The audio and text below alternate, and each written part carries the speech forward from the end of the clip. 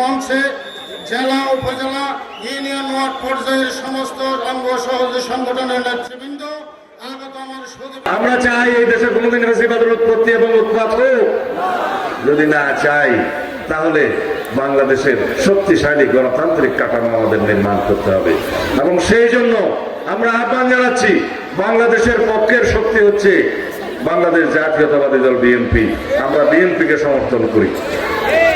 আগামী 12 তারিখ সেই ভোটাধিকার প্রয়োগ করতে হবে, যে ভোটাধিকার অর্জনের জন্য আমাদের শত সহস্র সন্তান শহীদ হয়েছে, রক্ত দিয়েছে, ছাত্র গণ অভ্যুত্থান হয়েছে।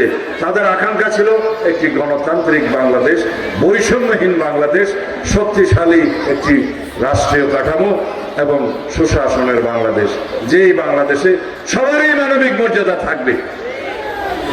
আমরা যদি শহীদের সেই রক্তের আকাঙ্ক্ষা পূরণ করতে চাই, যদি জনগণের প্রত্যাশা পূরণ করতে চাই, যদি শহীদের প্রত্যাশা পূরণ করতে চাই, তাহলে আমাদেরকে আগামী 12 তারিখে সারাদিন ধানের শীষে ভোট দিতে হবে ইনশাআল্লাহ। কারণ আরো দুই একটি দল যারা রাজনীতির মাঠে প্রতিদ্বন্দ্বিতা করছে, প্রার্থী হয়েছে, তারা এই দেশের স্বাধীনতা চায়নি। আমি সকল রাজনৈতিক দলের কথা বলছি না, একটি নির্দিষ্ট রাজনৈতিক দলের কথা বলছি। তারা এই দেশের স্বাধীনতায় বিশ্বাস করেনি। এখানে বারাবাঁকিয়ায় আমাদের সনাতন ধর্মী মা বোনেরা আছে, ভাই বন্ধুরা আছে। আপনারা জানেন, আপনারা স্বাধীনতার পক্ষে ছিলেন 1971 সালে। আপনাদের উপর কি নির্যাতন সেই দলটি করেছে। বাংলাদেশের সংখ্যালঘু সম্প্রদায়ের উপরে নির্যাতন হয়েছে, আপনাদের পূর্বপুরুষরা সেটার ভুক্তভোগী। আজকে নবরূপে একটি ধর্মভিত্তিক দল নতুন করে আপনাদের কাছে ভোট প্রার্থনা করতে এসছে। তারা বলছে তাদের দলে নাকি একজন মুক্তিযোদ্ধাও যোগদান করেছে। তারা বলছে তাদের দলে নাকি ধর্মভিত্তিক আরো কয়েকটি রাজনৈতিক দল যোগদান করেছে। হ্যাঁ, করেছে, কিন্তু সেটা হলো জনগণকে প্রতারণা করার জন্য, ধোঁকা দেওয়ার জন্য।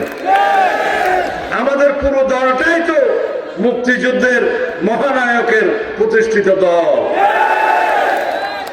আমরা মুক্তিযোদ্ধাদের দল, এদেশের স্বাধীনতার মহান ঘোষক শহীদ রাষ্ট্রপতি জিয়াউর রহমানের দল।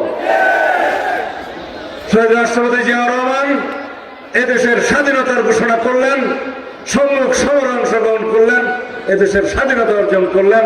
যখন এই স্বাধীনতা রক্ষিত হয়েছে 1975-এর 7 নভেম্বর, সেই স্বাধীনতাকে সিপাহী জনতার বিপ্লবের মধ্য দিয়ে রক্ষা করেছেন। তিনি শহীদ রাষ্ট্রপতি জিয়াউর রহমান, যিনি 1979 সালে 5ম সংশোধনের মধ্য দিয়ে বাকশাল বিলুপ করে এদেশে বহুদলীয় গণতন্ত্র সৃজন করেছেন। তিনি আইনের শাসন কায়েম করেছেন, বিচার বিভাগের স্বাধীনতা দিয়েছেন, তিনি গণমাধ্যমের স্বাধীনতা নিশ্চিত করেছেন।